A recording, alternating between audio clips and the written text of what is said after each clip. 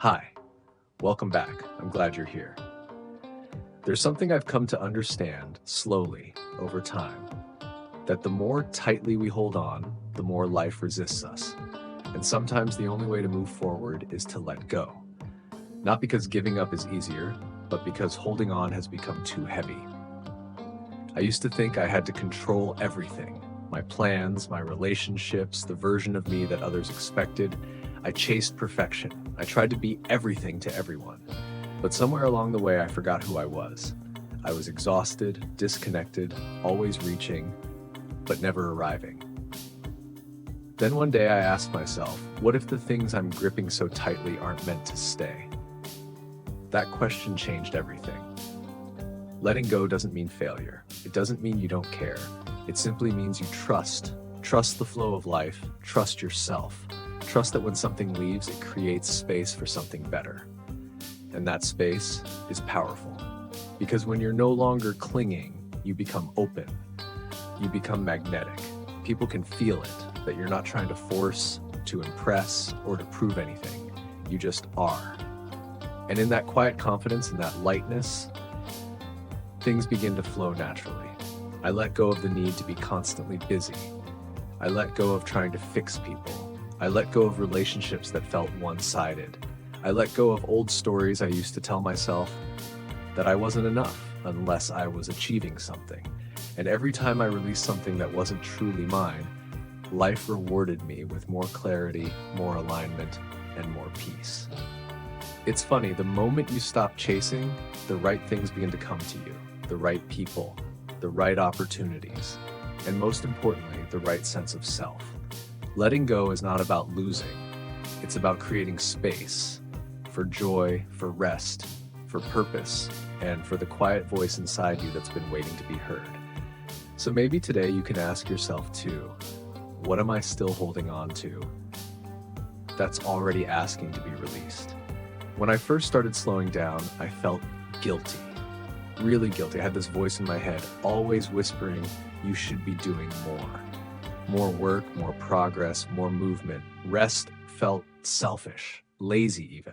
You see, I grew up believing that rest is what you earn after you've proven yourself, after the work is done, after you've ticked every box, helped every person, handled every problem. But the truth is, the work is never really done.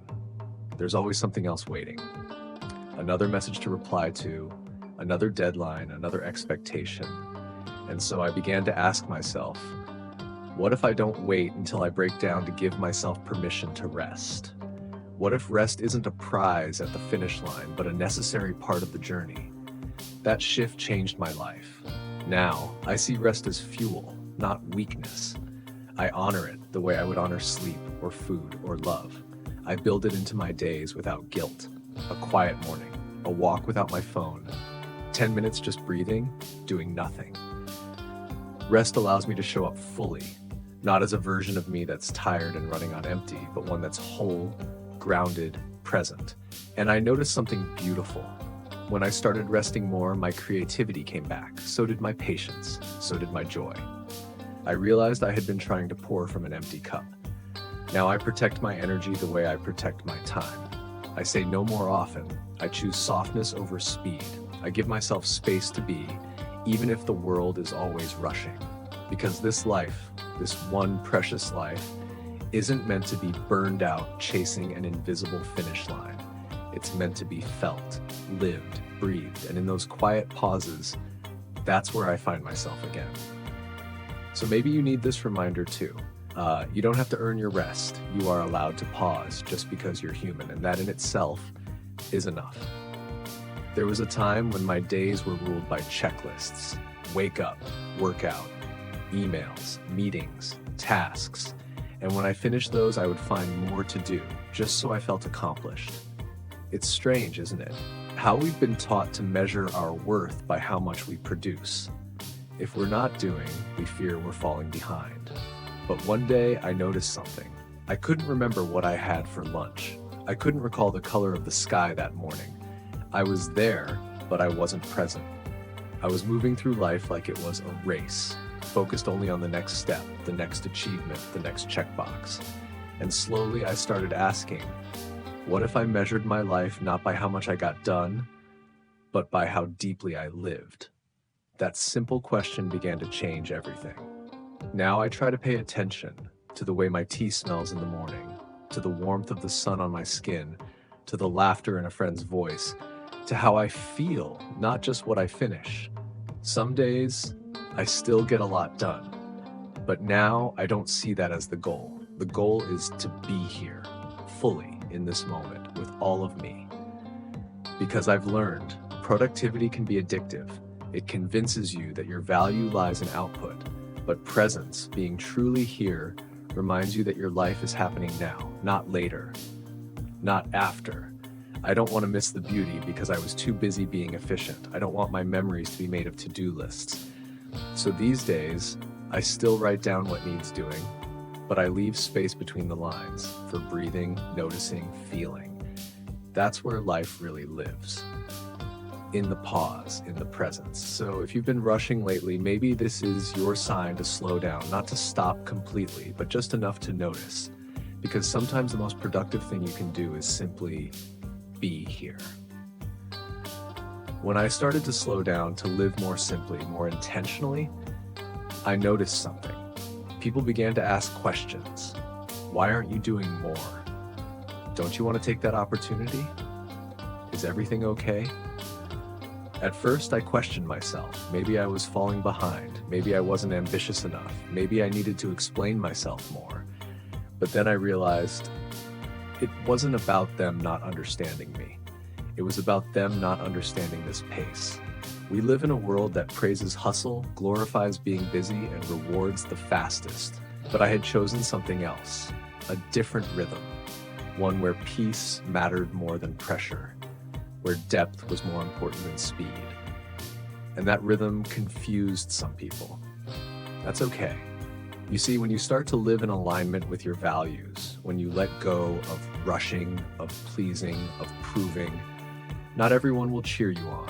Some people might even walk away, others might judge or question or whisper. But here's what I've learned.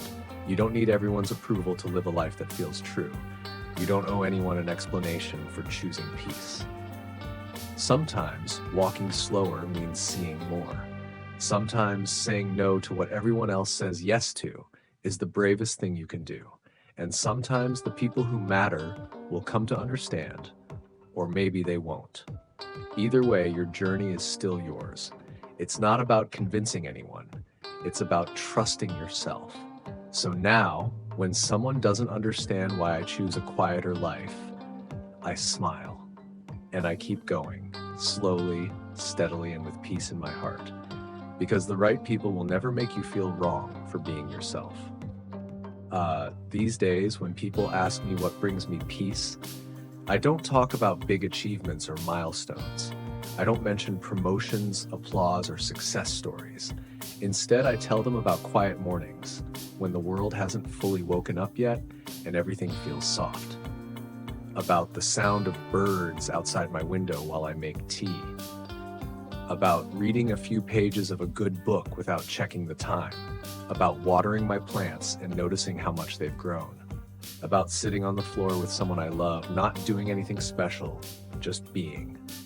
You see, I used to chase peace like it was somewhere far away, like it was something I had to earn or fight for. I thought it came after hard work, after crossing everything off the list, after reaching some invisible finish line. But peace isn't loud like that. It doesn't arrive with fireworks. It slips in quietly when we're finally still enough to notice it. Peace lives in ordinary moments, moments we often overlook because we're too busy searching for something more. But the truth is, this is it. This cup of tea, this gentle breath, this sunset at the end of a long day, this moment right here where nothing extraordinary is happening and yet it feels complete. Now, I try to make space for more of these moments, not by forcing them, but by slowing down enough to see them. Because I've learned that life doesn't have to be loud to be meaningful. Sometimes the most beautiful parts of it are the ones we almost miss, unless we're paying attention. So if you've been waiting for peace to come after everything else settles, maybe try looking for it right now in something small, something real, something simple. You might be surprised where it's been hiding all along. Thank you for being here with me today. If this episode spoke to you, maybe share it with someone who needs a little quiet in their life too. Until next time, take care and take it slow.